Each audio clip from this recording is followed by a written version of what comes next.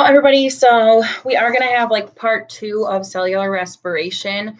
We've been talking this whole unit about matter and energy and where it goes. So the question we're looking at with biosynthesis is how do we make the stuff we need to grow, maintain, and reproduce?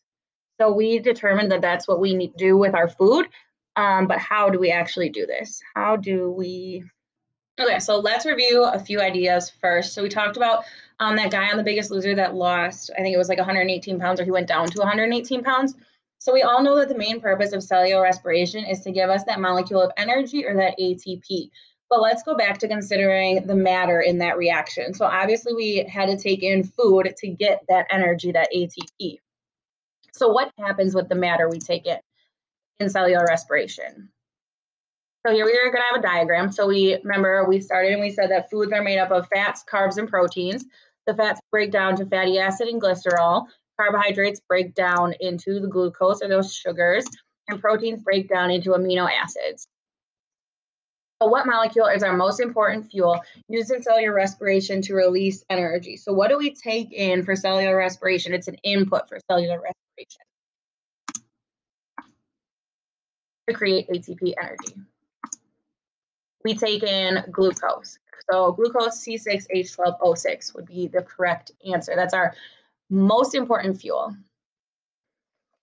So here I wrote the question. This is on page 58. So I wrote the question that we're looking at: how do we make the stuff we need to grow, maintain, and reproduce? And so our most important fuel, we said, was glucose, which is the C6H12O6. So that's the one we need first from our food. We break that down first. And what else do we need? What else is taken in by our body, or what else is an input that we need in order to create energy? Oxygen would be the right answer. So remember, it's glucose plus oxygen gives us, and then we'll go over what are the products of cellular respiration. Obviously, we get ATP, but what are the glucose, the C6H12O6, and what are the oxygen rearranged to form? So in that, like, we always wrote those chemical reactions and we have the arrow. So what are the products, the ending stuff? Remember, the products of a combustion reaction, which is cellular respiration, is carbon dioxide and water. So CO2 and H2O. So let's write all of that down quick. All right, so what was also needed? What else was an input? We had oxygen. We breathe in oxygen. And then our products, what else was given off besides ATP? We had carbon dioxide. Remember, we learned that all living things breathe out or give off carbon dioxide, and water. So that's pretty much cellular respiration broken down into what goes where.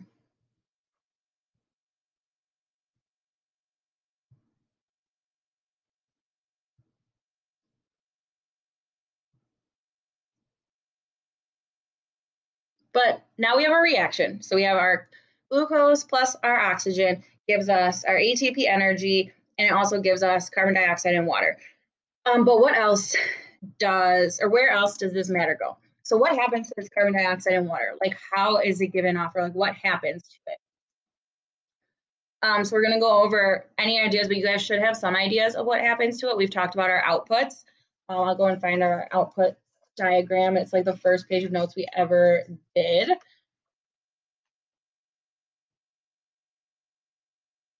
I actually don't have it in this book. It was on page 28. It was the first thing of notes we ever did. And you guys said that we have outputs of like sweat, tears, pee, poop, that kind of stuff. So what happens to this carbon dioxide and water? We're just asking, what does the output look like in our bodies? So what happens to the carbon dioxide and water? Much of it is exhaled, obviously carbon dioxide.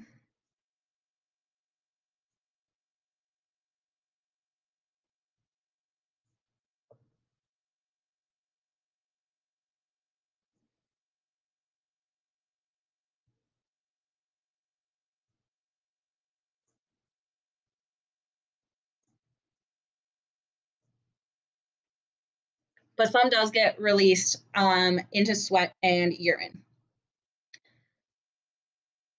All right, so that's kind of where it goes or what happens in the process of cellular respiration. So for now, that should mostly be a review.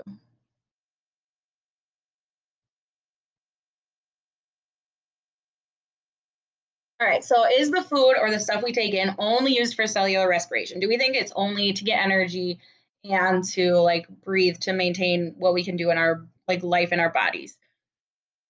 I'll let you think about that. Do you think that's the only reason we take in food for cellular respiration? So besides rearranging our glucose to get energy, how else does our body use matter? So we can make new molecules. So those things like proteins we need, DNA, enzymes, lots of things in the body that you may or may not have heard about. We also divide our cells. So if you ever get cut or like your hair grows and your nails grow, that is all cells being made. And we need to make cells, which is obviously made of stuff, and stuff is made out of, or like matter makes up stuff. Also reproduction. So having a baby, you'd need to make more cells. You'd need to create new life, which is what some of our matter goes towards. And also just growing and developing. So adolescents, like you guys from 12 to 18 years, are still growing. So you still need to make new cells, and obviously you're going to change in height and other ways. So you're still rearranging or using that matter from food to grow and develop. But how does this work? So obviously we've talked about this for months now. We take in food and it breaks down into those three categories of fats, carbs, and proteins. But how do we take something that we eat and then turn it into all of the stuff that we need? So how do we turn that hamburger, veggie burger, chicken strips, nachos, whatever, into new cells? Digestion ends up breaking down the fats, carbs, and proteins into things like glucose, amino acids, and fatty acids and glycerol. And once they're broken down into that level, we can use them for other things. And they go into our bloodstream and go to where the body needs them. So after digesting, do we have the building blocks that we need to make new cells, or like what molecules are organisms made of? We looked at this before. The composition of the human body is water, proteins, fats, and carbs. So once we break these things down, yes, we have the ability to make DNA, minerals. What else did the body need? We said water. Once we break down the fats, carbs, and proteins, we do have the ability to make these other things. So what can we build from? Can we build from glucose? Can we build from the glycerol and fatty acids, the amino acids? What do we think? We'll write these down in box E. But our carbohydrates right here, our glucose pool, ends up creating, building complex body carbs. The fatty acids in the glycerol pool gets used to make fat stores. So if you eat a lot of fats, obviously you're going to have more fat composition in your body. And then proteins, we can use the extra proteins that we eat to build body proteins. So that could be muscle. It could be also be a lot of different things that go on in the body, like enzymes and different molecules that we need just to do life functions, which you'll get more into in like IB Bio or like if you take any health classes. So let's make sure we're writing all this down. So what can we build? So when we break down glucose, it builds complex body carbs.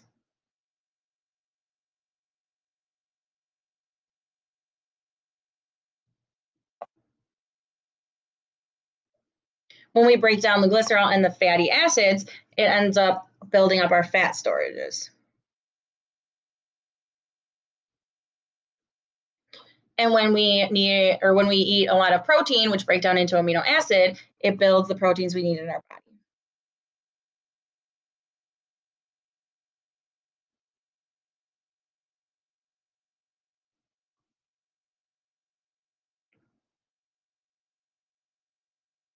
Okay, so we also do have this picture on this side page, so 57. It did get cut off, so just bear with me with what you can draw, but we're gonna work with the diagram. So remember, here's the food. So it had like that mouth picture. If you want to draw a mouth, you can. This is what we take in. And then we can write down digestion. I want blue so you can see it.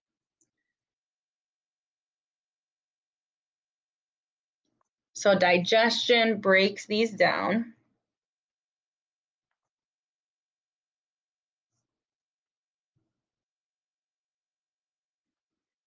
And we have a word for these big units. Remember, they're called polymers.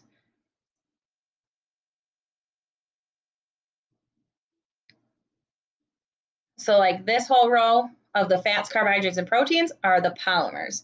And then the digestion breaks the polymers down into what? It should be monomers,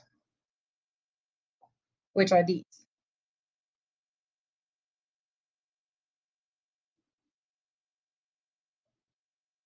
So this bottom level is all of the monomers right here.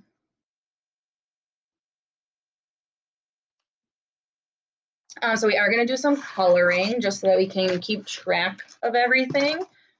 So we're going to take the purple colored pencil and we're going to have our fats be in purple.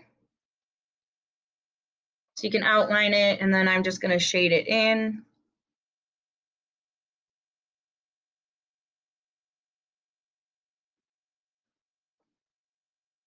And same with here. So our fats down here, they are purple because we're going to be having other arrows and we need to know where the stuff comes and goes from.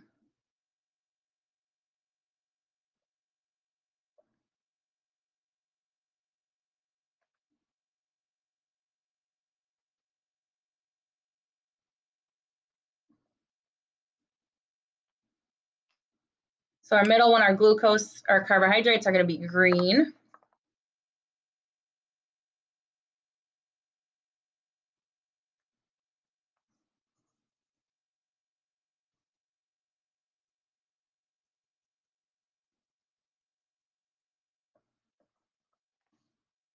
Which means the bucket is going to be green. Oh no. I need to go get myself a new green. Oh, yep.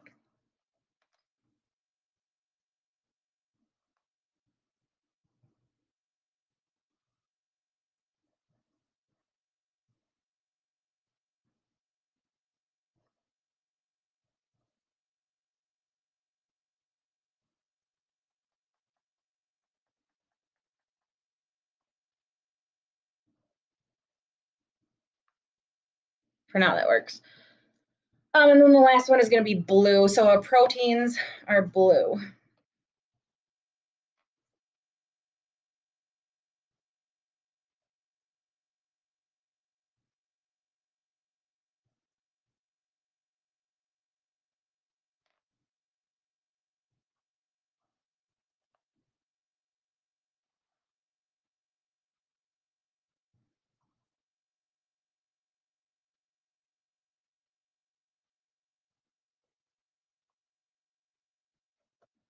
All right, give me a second. Now we're going to write down the function of each.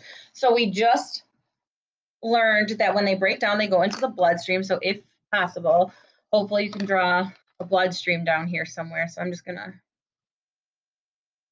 oops, see, hopefully you're better than me at this, but it's my bloodstream maybe. It can be a thin bloodstream, but there you go. I'm just going to label it bloodstream. I'm going to have to be creative here.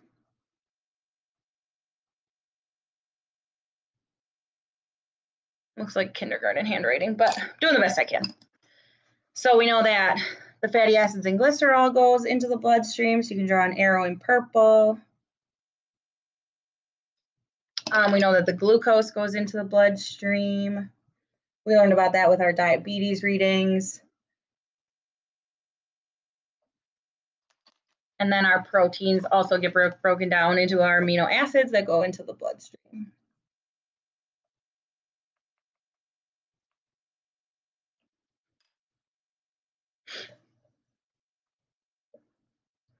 We also know that glucose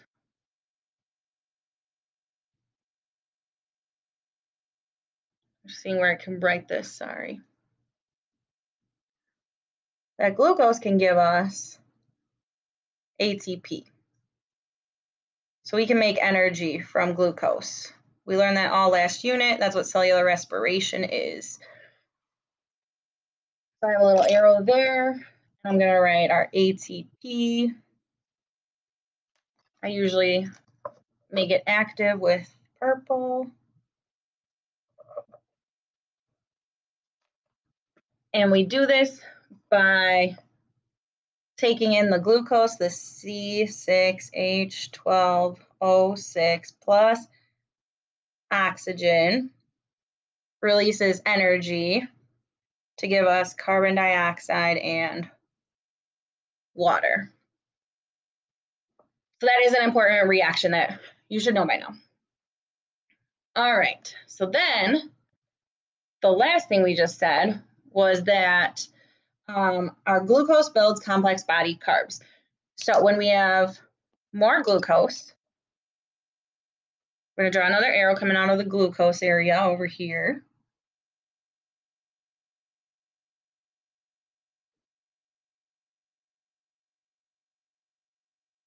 These don't have to be perfect, just do the best you can.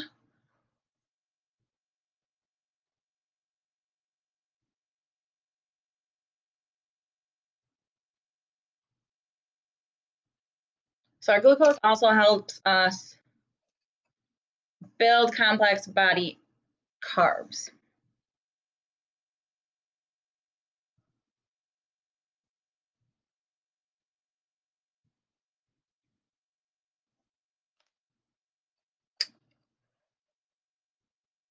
And this is from green, so I'm going to outline it in green. So that was the first thing that we learned. The second one was that glycerol and fatty acids over here are fats. They end up giving us fat storages. So in purple now, we're going to draw what we can get from extra fat.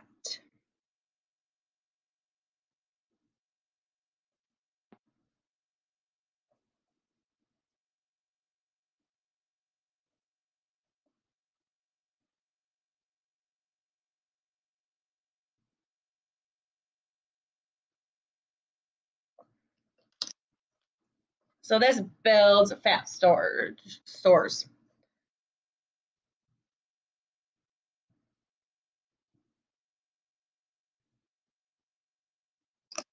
So like storage for fat molecules.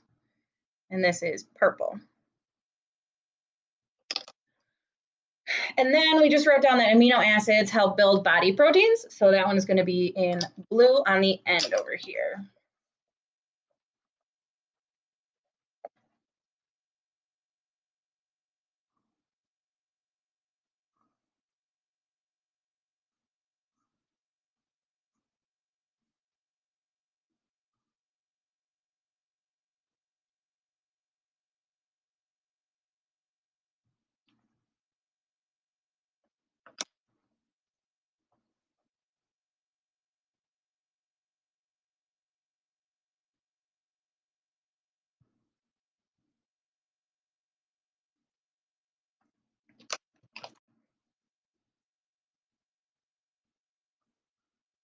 So there you go, builds up our body proteins.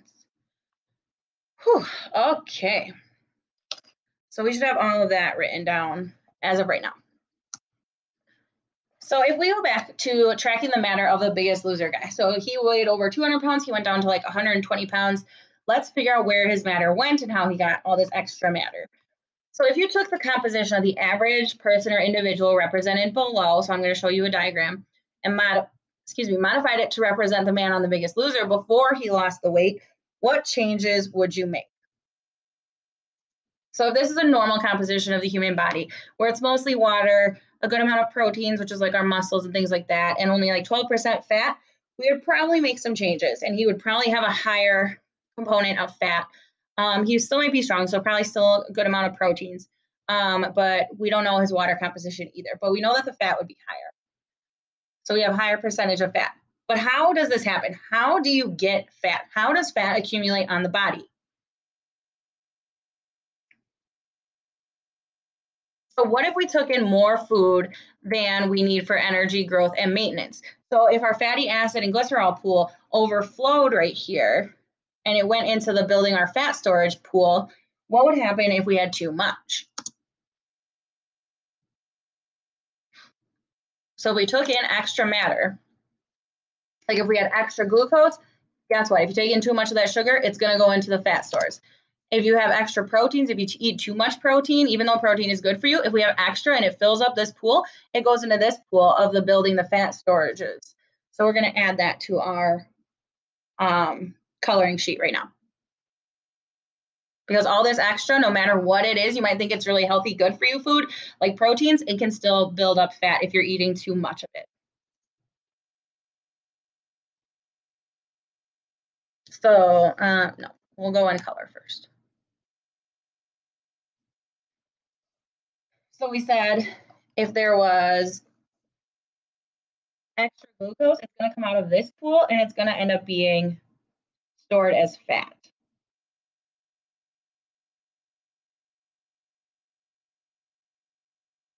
So that's why not a lot of sugars. You want to watch your sugar intake and your carbs. Why people cut out carbs in their diet, because it can be stored as fat.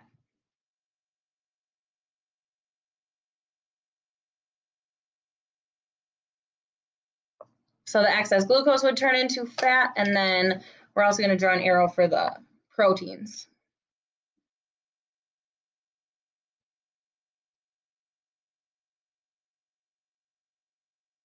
This one might be a long arrow. I was just trying to figure out how to draw it over here.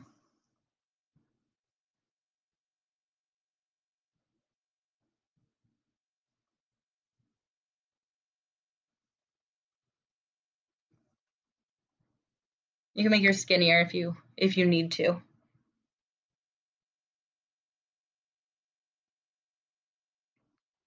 But this is that extra protein. So like we said, even though you might think like chicken and proteins are good for you, if you eat too much of it, you can still store it as fat. Because your body only needs a certain percentage. So in health class, you probably looked at like how many calories and how much. That's why people weigh out their grams of how much they're eating and stuff like that. Because if you have extra, it's going to get stored as fat.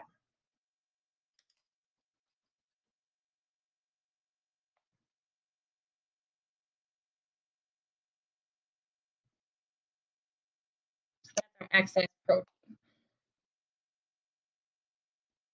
So now we are going to put that into words on our notes sheet. So in box F. So if we took in too much food, more food, it would mean that our excess matter gets stored as fat.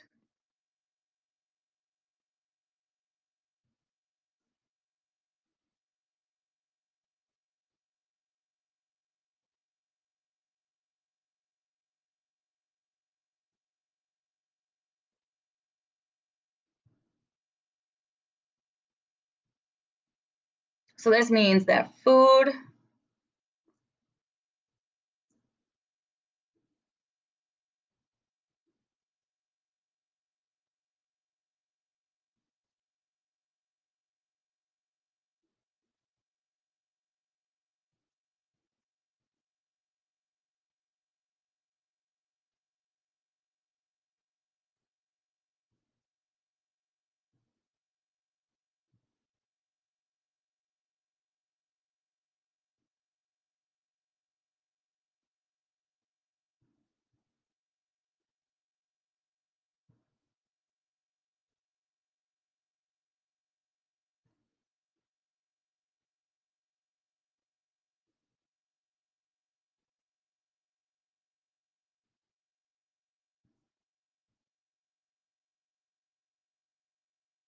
Okay, so any extra or excess matter ends up getting stored as fat, no matter what it is. So food consumed in excess or extra of what we actually need for energy and growth or repair, so like the normal things our body does, ends up getting converted to fat and then stored on our body somewhere. That's why you have like fat pockets, or like people carry fat in their stomachs or on their hips. It might be somewhere on the body, but it gets stored.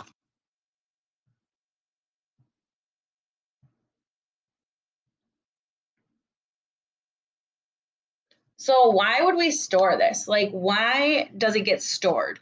There has to be a reason. So do we actually need fat? Like, is it fun having extra weight? So this is the guy from The Biggest Loser, remember? Before he lost all that weight, do you think it's fun walking or running or jumping around with all that extra weight? Probably not. But then why do we need fat? So why would we store this extra food as fat? What purpose does it have? If we store excess food as fat and fat stores energy, we can probably use it as energy eventually. But how do we get rid of that fat? So if glucose, sorry, let me rewind and let's write this down first. So what is the purpose of fat? There has to be a reason we have it in our bodies. And I told you that the extra food, so excess food, extra food,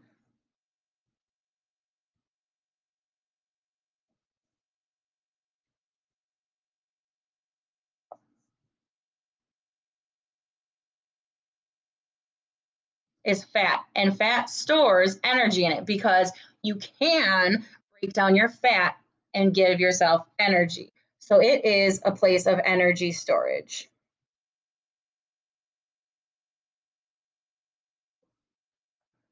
There are other uses. So for insulation, because it is cold, and before we had clothes and things, we still needed to keep our bodies warm. It also helps pad our internal organs.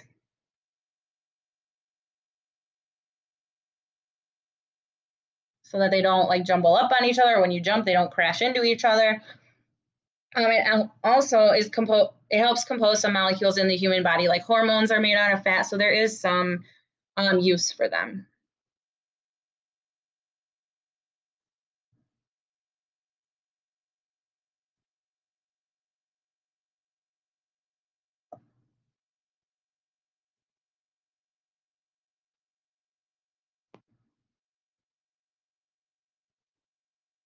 So those are the uses or purposes of fat.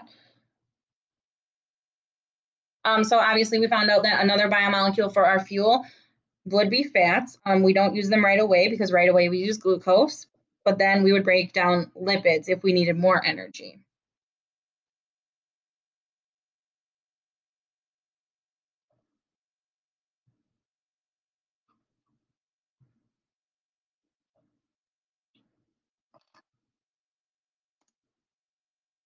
What other biomolecule can we use for fuel? We just decided or found out that once we use all that glucose and there's no other glucose to use up, so once that glucose pool has been drained, so here the green went away, we then can use our fatty acids if we need them.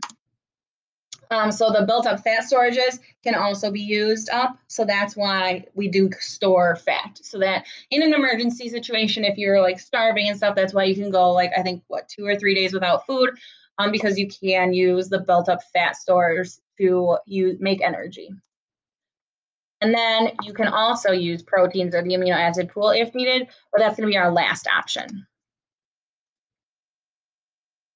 So when the glucose pool is empty, does it matter which pool we pull from next? Yes, it does matter. And why does it matter? Because the fat is stored, remember. We don't actually like keep storage of proteins. That's kind of the last thing that gets stored, and that is used for a lot of other things in the human body.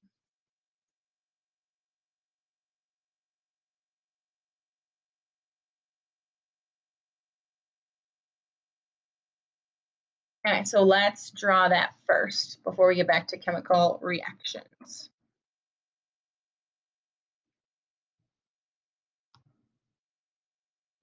We're going to go back to our beautiful, colorful diagram. So if needed, we then take our purple, our builds fat storages, and we can use that to make our ATP right here. So we're going to draw an arrow over here. Oops, I got kind of close. It's just for energy for our ATP.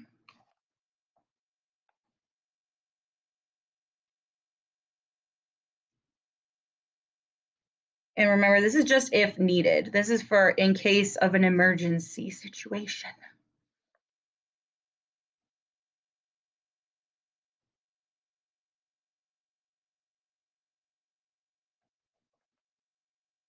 And remember, this can also get used if needed. The energy stores, or fat stores from energy, sorry.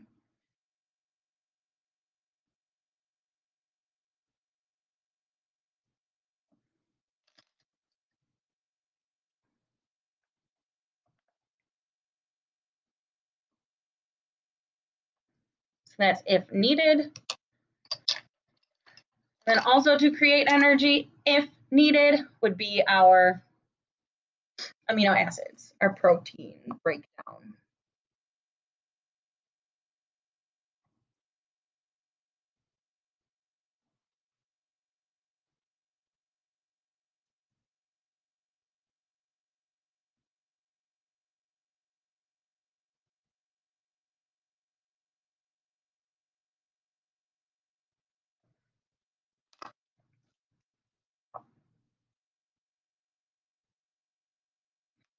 And then we did have numbers. So the one that would be used first would be glucose, number 1 energy use. Number 2 is our fats. And then number 3 is our amino acids, used last for energy.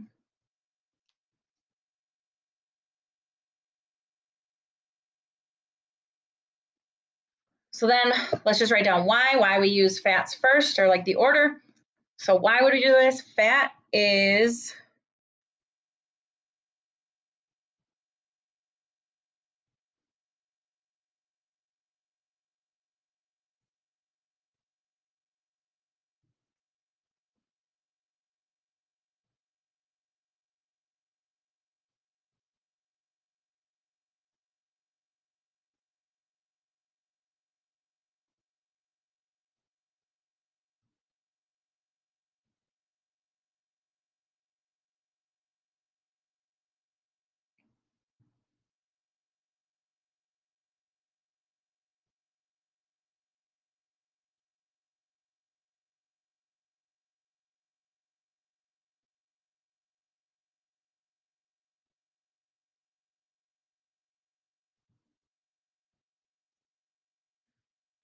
okay, so we use up fat second because fat is for storing energy, and that is literally its job. And it is made up of those carbons, hydrogens, and oxygens, just like glucose, because we have up here that glucose is made up of C6H12O6. Fat is also made up of carbon, hydrogen, and oxygen. And then proteins are our last resort because they make up our cells, and we don't want to get rid of our cells or cells that are being copied because we need them to maintain, grow, repair, all those other jobs that they have to do in the body.